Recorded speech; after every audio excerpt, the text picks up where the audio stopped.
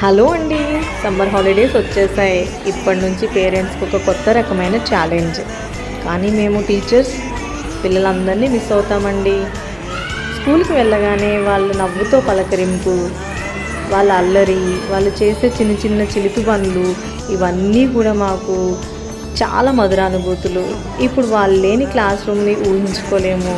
వాళ్ళతో నిండి ఉన్న క్లాస్ రూమ్, వాళ్ళు చెప్పే మాటలు, చేసే అల్లరి, ఇవన్నీ కూడా మాకు చాలా మెమరబుల్ మూమెంట్స్.